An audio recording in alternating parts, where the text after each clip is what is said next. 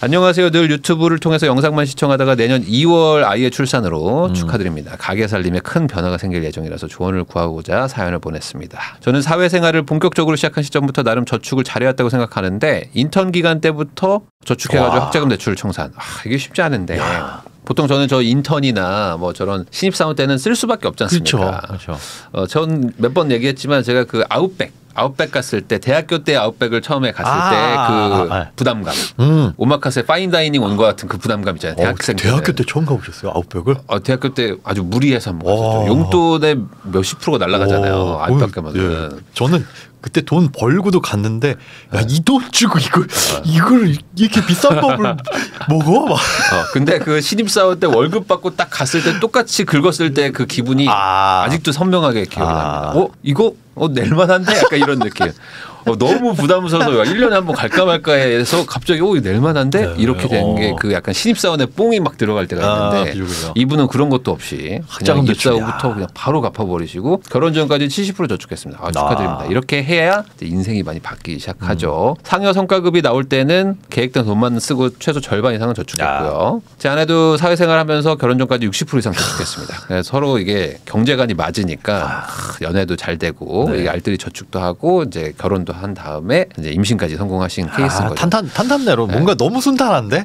그 많은 분들이 오해하시는 게 있는 것 같아요. 그러니까 뭐냐면 여자를 특히 남자분들이 여자를 만나려면 좀 차도 있어야 되고 뭐 좀 이렇게 돈도 좀 써야 되고 뭐 이런 생각들을 하시는데 그렇게 써가지고 만나는 분은 그러는 분은 또 약간 쓰는 거를 좋아하는 분들을 만나기 때문에 공멸이에요, 공멸. 그렇기 때문에 뭐 내가 아끼면 또 아끼는 사람들을 만날 수 있는 것이고 그 제가 또 저번에 여자분 한 분 그 뭐 젊은 분이 있으셨는데 얘기를 해봤는데 자기는 엄청 아낀대요. 그래가지고 남자가 돈을 쓰는 거를 보면은 그 사람하고는 이제 같이 그러니까 한심해 보인다. 막 허영, 막 이렇게 돈 많이 쓰고 막 이런 거. 돈도 별로 없는데 막 좋은 차 타고 다니고 이런 거 보면은 좀 꼴사납다라고 말하시는 분이 있었어요. 그러니까 반대로 여자분들도 똑같이 그런 남자분을 찾는다 이거죠. 그러니까 이게 너무 오해하지 않는 게 좋겠다. 또한 출산에 맞춰서 양육을 도와주신다고 해서 양가 부모님 댁 근처. 그러니까 지금 최고의 포지션이죠. 양가 부모님도 가까이 사시나 봐요. 두 분도 가까이 사시는데 뭐 우리는 딱 그 중간쯤으로 간다거나 그러면은 지금 이제 부모님이니까 네 분이서 이제 우리 애를 봐줄 수 있는 상황인 거죠. 그래서 11월 잔금 및 이사가 예정돼 있습니다. 이미 이분은 지금 이사를 하신 상태. 이사를 했죠. 그런데 이사와 아이의 출산으로 늘어난 생활비와 아이 출산에 따른 외벌이 구간을 지혜롭게 무사히 넘어가는 게 저의 목표인데 그러니까 그동안 이제 70% 저축도 하시고 뭐 이제 따박따박 잘 아꼈는데 육아휴직 같은 거나 이런 걸 하게 되면 소득이 줄어드니까 그게 걱정이라는 거죠. 아내는 1년의 육아휴직, 저는 아이돌봄 동시휴직제를 활용해서 3+3이면 3개월 6을 해가지고 아내가 복직을 한다면 어린이집 가기 전부터 적응하는 기간 동안 제가 그 기간만큼 휴직을 계획하고 있습니다. 아이돌봄 동시휴직제가 뭔지 한번 좀 설명해 주시면 좋겠어요. 이제 보통 육아휴직만 하게 되면은 급여의 80% 그리고 최대 상한선이 있는데 엄마 아빠가 동시에 휴직을 이게 같이 쉬거나 아니면 연달아서 붙여서 쉬거나 이렇게 하면은 육아휴직 기간에도 100% 나오고 그다음에 저 동시휴직 급여는 또 달라요. 200만 원에서 최대 600만 원까지인데 최대 상한선은 월급의 100%. 그러니까 월급만큼 준다는 거예요. 월급만큼 주는데 그 200만 원에서 차근차근 올라갑니다. 그러니까 6개월 동안 첫 달에는 200, 그 다음 달에는 250, 그 다음 달에는 300, 350 이런 식으로 올라가서 올라가다가 월급에 탁 막히면은 그거대로 최대 이제 6개월까지 지금 뭐 출산 장려 정책이죠. 이런 거 저런 거 많이 내놓는데 요번에 이제 내년부터 시행을 하는 6+6 이제 저게 원래 3+3이었는데 6+6으로 늘어나고 또 육아휴직 기간도 18개월까지 이제 기존에는 1년이었는데 18개월까지 가능하고 이렇게 조금 늘어나서 엄마 아빠가 아이를 키우는데 부담스럽다 왜 그런 경우 있잖아요. 어린이집 왔다 갔다 하게 되면 애 아침에 갖다 맡겨야 되고 저녁에 퇴근 시간 칼퇴 못 하는데 그거 막 시간 쪼들려 가지고 와서 애 데리고 와야 되고 그런 게 육아에 부담이 돼서 아이를 안 낳는구나 라고 생각을 해서 만든 제도 같아요. 엄마 아빠도 다시 공동으로 육아에 좀 참여를 해라. 그러니까 돈도 좀 그 월급만큼 최대한 주고 그리고 이제 뭐 같이 쉴 수 있으면 같이 쉬고 아니면 뭐 연달아 쉬어가지고 최대한 아이를 케어를 많이 해줘라라는 어떤 제도인데 이제 이분들이 이제 걱정하는 거는 이제 여기 안 적혀 있지만 아내분이 조금 지금 위험한 고위험 건강적으로 좀 약간 위험한 상태가 있어가지고 애 케어를 좀 잘해야 되고 그리고 이제 산 후에도 어떻게 될지 모르기 때문에 지금 남편분이 지금 같이 쉬어야 될지 아니면은 아내분 쉬고 나는 그 다음에 바로 쉬어야 될지 이런 걸 고민하신다는 겁니다. 네. 거기다가 어쨌든 소득이 줄긴 줄죠. 그렇죠. 지출도 늘어나고. 경력도 어쨌든 1년이나 뭐 반년 정도도 끊기기 때문에 이게 또 피해 아닌 피해를 또 그 회사에서 입을 수도 있기 때문에 그런 것들도 고민하고 계신 것 같아요. 물론 이제 대출원리금이나 뭐 생활비 같은 거는 이제 육아휴직수당과 부모급여수당 이런 것들도 요즘에 좀 주기 때문에 그렇죠. 저도 한 1년 차 애가 한 돌이랑 한 2살 정도 될 때까지는 나라에서 주는 돈 가지고 얼추 어떻게 뭐 됐었어요. 대전이었나? 거기는 1,000만 원인가 이렇게 주는데 그때 논란이 됐던 게 논산은 제외였나? 뭐 하여튼 네, 논산은 왜지? 모르겠어요. 근데 군인들이 있어서 그런 거. 어느 지역은 제외라고 네. 막, 이게 뭐냐 뭐 그랬던 데가 있던 것 같아요. 대전이 500이라는 얘기도 있으시네요. 어젠가요 인천에서 총 1억 주겠다. 아이 하나 낳으면은 뭐 그동안에 있던 어떤 수당이 한 7천 되고 네. 추가로 3천 정도 더 주겠다. 뭐 이런 게 있었어요. 한 20살까지 한 3천 정도 더해서 1억 줍니다. 그냥 이렇게 짜잘짜잘 주지 말고 한 방에 1억 주면 안 되나? 저도 좀 그게 좀 맞다고 생각하는데, 그러니까 쪼개서 너무 쪼개놔서 사실 뭐 학비를 뭐 면제해주고 뭐 그러니까 이런 식으로 해주면 좋긴 한데 좀 큼직큼직. 감이 안 와요. 네. 이런 제도 지금 들어도 되게 복잡하잖아요. 그러면 뭐 어떻게 우리가 육아하는데 어떻게 보면은 그걸 잘 이용해서 선택적으로 하면 활용이 잘 될 수도 있어요. 네. 뭐 그렇지만 당장에 눈에 빡 보이는 게 같은 돈을 쓴다면 진짜 1억 빡 줄게요. 그러면 그 돈으로 이제 대출을 갚든 뭔가 이제 출산 준비를 하고 뭐 진짜 내가 그냥 맘 놓고 휴직을 해가면서 그때 생활비로 쓰든 뭔가 달라질 텐데. 저는 이게 너무 쪼개져 있으니까 이거를 또 공부하고 또 찾아보고 막 이러고 있어야 돼요. 그러니까 어쨌든 그래서 이 보릿고개를 잘 넘어갈 수 있을지 두 분의 고견을 듣고 싶습니다. 근데 이게 지금 약간 그 우리 시청자분들하고 좀 괴리감이 있어요. 왜냐하면 이분들은 지금 60% 70% 저축하고 안정적인 공기업을 또 맞벌이를 하고 계셨기 때문에 육아휴직이 보릿고개야. 이분들한테는. 왜냐면 지금 기준이 여기거든요. 근데 우리는 지금 기준이 여기 있거든 지금. 아주 낮은 상태예요. 그러니까 지금 요 아까 댓글들도 뭐가 고민인 거야 도대체 뭐가 고민인 건데 라고 하지만 사람마다 다 상황은 다르고 그리고 우리도 이렇게 잘 하려고 해야 되지. 아니 뭐 저축도 잘하고 집도 있는데 뭐가 고민이냐라고 하시면 안 됩니다. 이재용 회장이 만약에 망해가지고 이제 100억밖에 안 남았어요. 그럼 그분에게 그게 엄청난 고민이에요. 상속세 12조 어떻게 내지? 이것도 고민이죠. 내가 상속세 12조 내고 싶다 이렇게 생각하지 마시고 다 사람마다 고민이 있습니다. 자 그럼 볼게요. 어쨌든 이분이 또 투자도 해놓고 막 하셨을 테니까.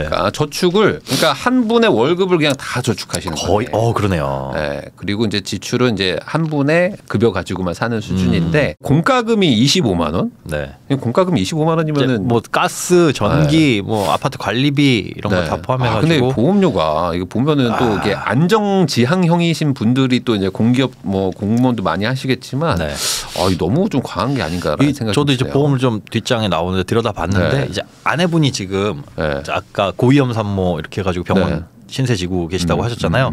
그래가지고 보험의 혜택을 톡톡히 보고 계시대요. 그렇구나.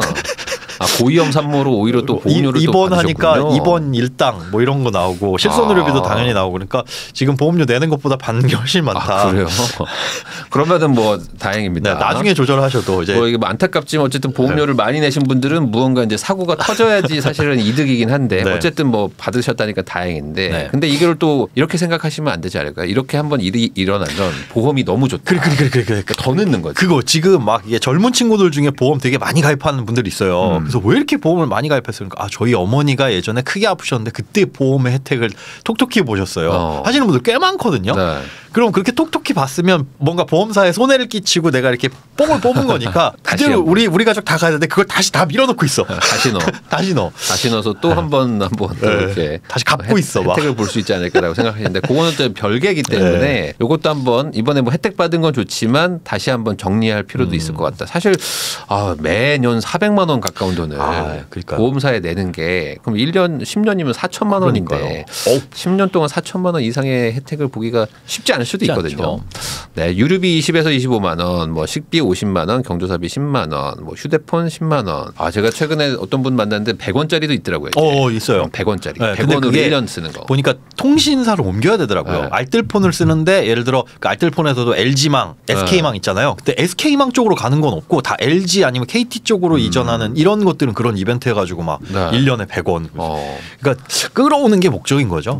그래도 뭐 6개월에 한 번, 1년에 한 번씩 만약 할 수 있다 그러면 이런 두 기분만 해도 벌써 7만 원이면 1년에 뭐 한 100만 원 돈 가까이 네. 싸지는 건데 이런 것들도 한번 알아보시면 좋을 것 같아요. 요즘에 알뜰폰 쪽이 아주 경쟁이 치열하다고 합니다. 네. 큰 틀에서는 제가 봤을 때 뭐 보험료 조금 네. 그거 말고는 지금 저축을 뭐 나쁘지 않게 잘하고 계신 것 같아요. 문제가 있는 건 아니다. 네. 다만 이제 요 육아휴직을 하는 거에 대해서 어떻게 생각하시냐 이겁니다. 포기할 수 없는 소비 보험 이렇게 얘기를 해주셨는데 이번에 보험의 혜택을 보셨지만 보고 있으니까 지금은 포기 못하더라도 아이 출산하고 이제 건강 괜찮아지시면 그때는 네. 이제 그다음에 한번 다시 한번 리셋해서 네. 리셋해서 우리의 어떤 뭐 가족력이라든지 뭐 이런 것들 따져 보시고 하시면 될 것 같아요. 이 보험이라는 게 참 뭐랄까 저는 뭐 재밌다고 해야 될까? 내 주변이나 내 아주 가까운 사람이나 아니면 한두 달이 건너면 보험으로 무조건 혜택 본 사람들이 있어요.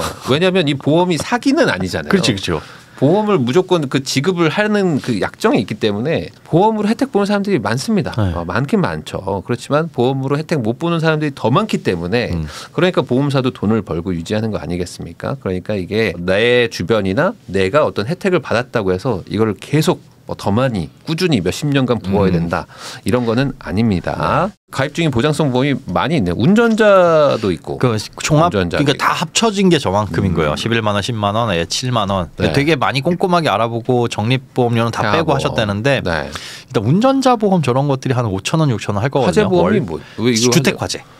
이거를 드는 분들이 좀 있는데 네. 저는 뭐 개인적으로 이거를 뭐 들어야 될 필요는 잘 모르겠어요. 솔직히 말해서. 근데 우리 실화로 불이 생기면 저거는 사실 답이 없거든요. 그렇긴 하죠. 네. 아파트 같은 경우에는 15층 이제는 다 재난보험이든 의무돼 가지고 다 가입하게 돼 있는데 그걸로 완벽하지는 않습니다. 이제 참고로 알아두시면 근데 조금 비싼 거예요 지금 저 정도는. 왜냐하면 1년에 저 정도거든요. 맞아요. 싸도 엄청 싼 게 있거든요. 1년에 저 정도인데 그거 인터넷 통해서 잘 찾아봐야 되고 그거 설계사 통해서 가입이 안 됩니다. 왜냐하면 그거 5천 원짜리 뭐 만 원짜리 보험 가입시키러 와가지고 돈도 안 남으니까 인건비도 안 남으니까. 근데 아파트에서 의무적으로 가입하는 그 보험은 타인만 보상을 해주는 거고 구상권 나한테 들어와요. 그러니까 그런 거는 알아두셔야 된다. 네. 그리고 뭐 요즘에 또 인덕션이 또 많이 생기고 있기 때문에 그쵸? 사실 뭐 가스를 안 쓰거든요. 저희 집도 가스를 안 씁니다. 인덕션을 바꿔놔가지고 그러면은 뭐 담배를 뭐 일부러 피는 뭐 그런 거 아니면 사실 불을 피우는 거. 요즘에 그거 있더라고요. 전동 킥보드 폭발해가지고 불나고.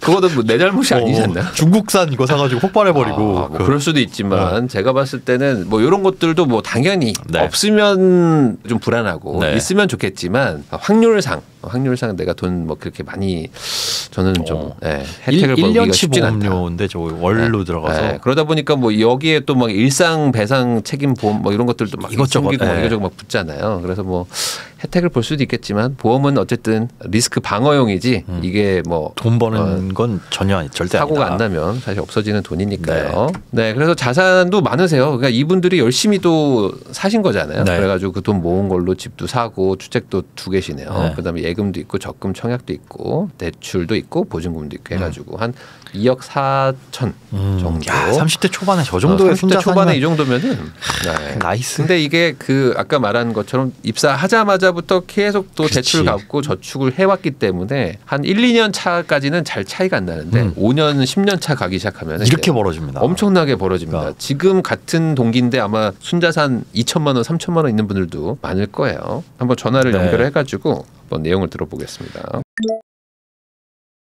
안녕하세요. 네, 우선 저기 축하드립니다. 아이 출산도 이제 얼마 안 남으셨고 지금 이제 겨울이라서 되게 좀 몸조심하시면서 하루하루 좀 이제 보내고 계실 것 같은데 그 잘 하셨네요. 그동안 살아오시면서. 감사합니다. 네. 뭐 물려받으신 건 아니죠? 아닙니다. 전혀 없어요. 결혼할 때도 딱 최소한만 해주시고 저희가 다 모은 겁니다. 소나타 아버지가 물려주시면 해놨잖아요. 맞네. 소나타. 맞아요. 그거 이제 포함해가지고 그거 잘 몰고 있고 그냥 최소한만으로 받았어요. 잘하셨어요. 그 소나타를 타고 계시면 보통 이제 우리 시청자분들은 이런 생각 하시거든요. 잠깐만 이제 애 나오니까 최소한 산타페 아니면 팰리세이드로 바꿔야 되는 거 아니냐. 네네. 이런 생각 하시는데 어떻게 생각하십니까? 그런 의견에 대해서. 우선은 신생아 때까지는 그게 이제 큰 차가 필요 없을 것 같아서. 그럴 수 있죠. 지금은 제가 소나타가 23만 정도 탔거든요. 아이고. 그래서 이제 30만까지 채우고 그러고 난 다음에 4년, 5년 뒤에 이제 그때쯤 한번 SUV로 바꿀까 그렇게 고민하고 있습니다. 아, 좋아요. 아주 좋은 마인드시고 요 상황에서 돈 잘 모으셔가지고 이제 투자나 이런 것들만 잘 공부해서 하시면은 안정적인 직장에다가 이제 돈이 불어나면서 나중에 노후 대비는 충분히 되실 것 같은데 지금 우리 댓글 반응이 별로 안 좋아요. 왜냐면 너무 열심히 잘 사셔가지고 저축할 때 그 고생은 안 보시고 모아놓은 돈만 봐 지금 우리 분들은. 그러니까 아유 부럽다 이러는데 엄청 힘드셨을 거 아니에요 살면서. 그때 사실 그 와이프랑 그 데이트할 때도 보통 밥만 먹고 뭐 영화나 뭐 다른데 비용은 안 쓰고 산책을 주로 했거든요. 산책을 많이 하시죠 보통. 네, 이제 그 공원이랑 공원은 다 돌아다니는. 이렇게 추울 때는 데이트 그럼 어디서 하셨어요? 소나타에서. 맞아요. 추울 때는 소나타에서 믹스커피로. 소나타에서 같이 유튜브 보고, 그렇죠. 영화나 이런 거 보고, 맞아요. 하거나 아니면은 뭐 가끔 가다가 영화 보러 가고 그런 식으로 했습니다. 헌혈해서 가는 분들도 있고. 네 맞아요. 헌혈도 많이 했어요. 이거 무슨 지붕 뚫고 하이킥 그런 데서 아니 근데 이거를 만약에 듣는 분들이 뭐 저렇게까지 해라고 하실 수도 있지만 이분들은 이게 목적이 명확했잖아요. 그러니까 이렇게 결과가 나온 거죠. 맞아요. 그렇게까지 뭐 해라고 했는데 이렇게 30대 순자산은 얼마나 좋아요. 그러니까 20, 30대 때 즐기고 나서 지금 2천만 원 현금 있는 거랑 지금 이렇게 집이 있고 이제 뭐 결혼해서 아이도 생기고 하는 거는 완전히 또 다른 걸 수도 있으니까 내가 가치관이 어디에 바라보느냐에 따라서 다른 거겠죠. 근데 이제 걱정이신 건 이제 육아휴직인데 제가 우려되는 건 그런 거죠. 우선 공기업이시니까 육아휴직하고 다시 복직했을 때 어떤 뭐 그런 불이익이나 이런 건 전혀 없나요? 저도 그래서 한번 확인을 해봤는데요. 이미 남자 선배님들이 썼더라고요. 그러고도 승진 잘하시고 하시고 그런 부분에 대해서는 조금 걱정을 덜 하고 있습니다. 그래요. 그러면은 동시에 쓸 거냐, 뭐 이어서 쓸 거냐, 뭐 이것만 고민하시면 되겠네요. 네, 맞습니다. 근데 제가 봤을 때 지금 양가 부모님 가까이 이사 가신 거죠? 예, 도보권으로 이사 왔어요. 그러면은 지금 우리 애 하나 때문에 지금 6명이 달라붙겠다는 거잖아요. 이건 너무 과한 거 아닐까요? 그런가요? 아무리 저출생 시대라고 하더라도 아니 그러면 번호표 뽑아가지고 오늘은 내가 데리러 가고 내가 케어하고 막 이 정도 수준일 것 같은데 제가 봤을 때는 맞아요. 굳이 그 남편분이 동시에 쉬어가지고 물론 케어도 중요하지만 동시에 쉴 필요는 없지 않을까.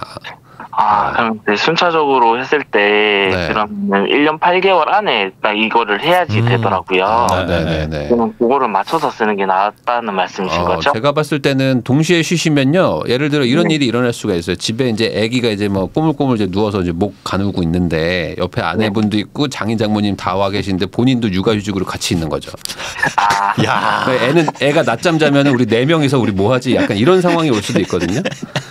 그렇겠네요. 그러면은 정서방 그냥 출근하지 그러나 약간 이런 얘기를 들으실 수도 있어요. 그냥 머쓱해서 괜히 이렇게 막 비비고 앉아 있고.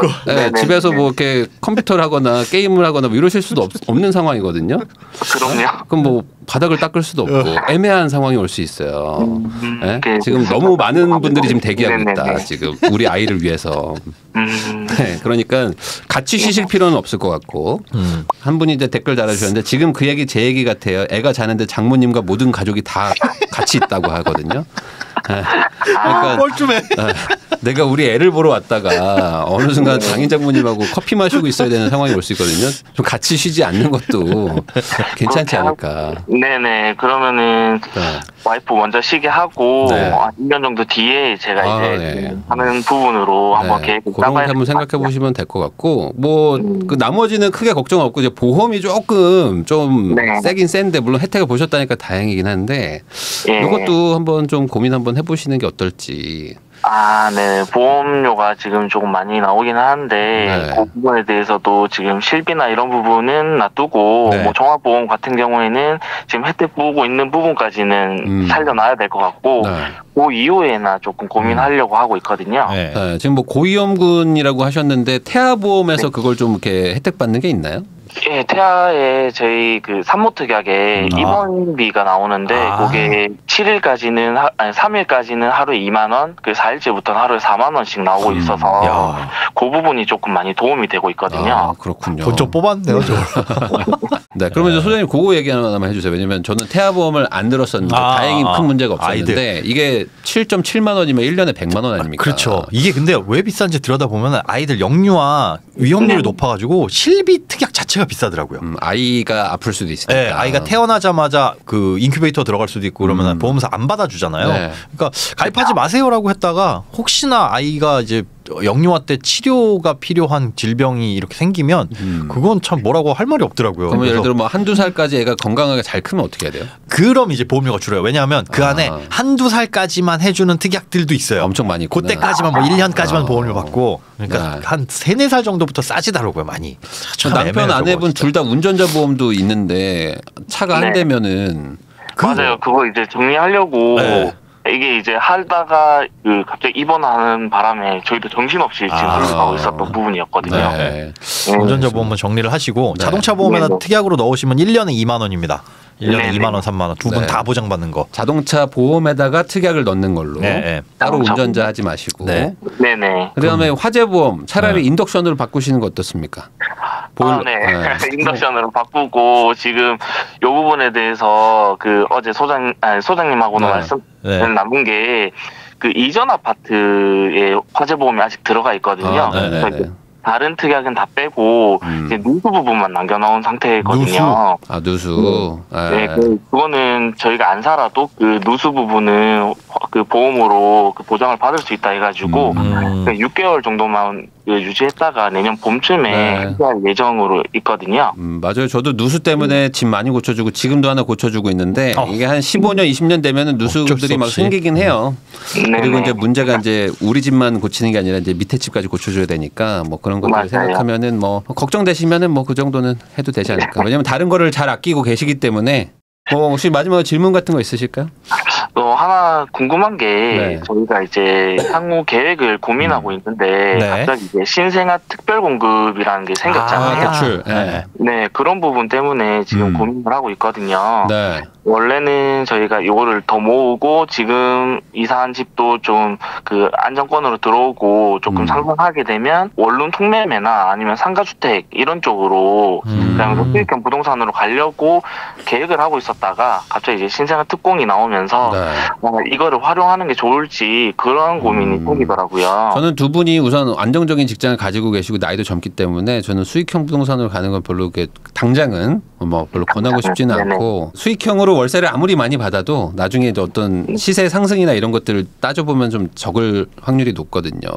거기다가 지금 주택이 2개인데 둘 다 비과세를 맞춰놨나요? 예, 지금 하나는 저희 명의가 아니라 장인 어른으로 맞춰놨기 때문에 저희가 이거를 했을 때는 문제는 안 될 것 같아요. 그럼 제가 봤을 때 저축률이나 뭐 지금 뭐 자산이나 이런 거 봤을 때 두 채를 이렇게 운영을 하실 거면 차라리 하나 정도로 합치는 게 더 나을 수도 있을 것 같고 뭐 이사 가신 김에 지금 전세로 가신 건가요? 아니요, 매매로 가고 5년 계획으로 저희가 갈아타기를 한 거거든요. 네네네네. 그러면은 뭐 큰 틀에서는 문제 없을 것 같고 이거 나중에 합치시는 것 쪽으로 큰 틀에서는 그냥 한 채로 우선은 유지한다고 생각하시고 뭐 정부가 이제 뭐 다주택자를 풀어주는 뭐 그런 시기가 뭐 언제 올지 모르겠지만 뭐 그렇게 풀어주면 그때 가서 뭐 다시 생각해 보시는 거가 좋지 않을까. 당장은 뭐 두 채를 가지고 있는 것보다는 그 돈 합쳐서 한 채 가지고 있는 게 조금 더 뭐 리스크 방어도 되고 좀 사람들 뭐 전세 상승도 좀 잘 되고 뭐 매매가 상승도 좀 유리하니까 뭐 제가 봤을 때 뭐 그런 거 정도 말고는 뭐 큰 틀에서 고민은 안 하셔도 될 것 같아요. 네, 감사합니다. 네, 알겠습니다. 아이 잘 낳으시고 잘 키우시기를 바라고. 이름은 지으셨나요? 아니요, 아직 안 지었어요. 알겠습니다. 이름 꼭 잘 지으시고 마지막으로 팁입니다. 이름 지으실 때 최근 5년 사이에 아이들 이름 그 상위권 베스트 탑 10이 있거든요. 그거 꼭 한번 확인하고 지어주세요. 제 아이가 그거 모르고 지었다가 우리 애 이름 부르잖아요. 그럼 그 키즈 카페에서 한 6명 뒤돌아봅니다. 하면서 막 어디 백화점 가면은 누가 부르잖아요. 그러면 애들이 막 다 뒤돌아봐요. 이름 좀 특이하게 지어주시면 좋겠습니다. 차라리 철수나 명희 뭐 이런 게 나을 수도 있어요. 이제 앞으로는. 20년 뭐 시아나 뭐 윤후 뭐 윤수 뭐 이런 거 있잖아요. 뭐 이런 거 지으면은 애들 다 돌아봅니다. 그거 하나 좀 잘 체크하시면 좋겠습니다. 네, 감사합니다. 네, 언제나 잘 듣고 있습니다. 감사합니다. 네. 그래서 이분들이 이제 잘하면은 네. 이렇게 되는 건가요? 문제가 없습니다. 그러니까 육아휴직을 한다고 해도 한 6개월 정도가 적자가 나요. 30만 원씩.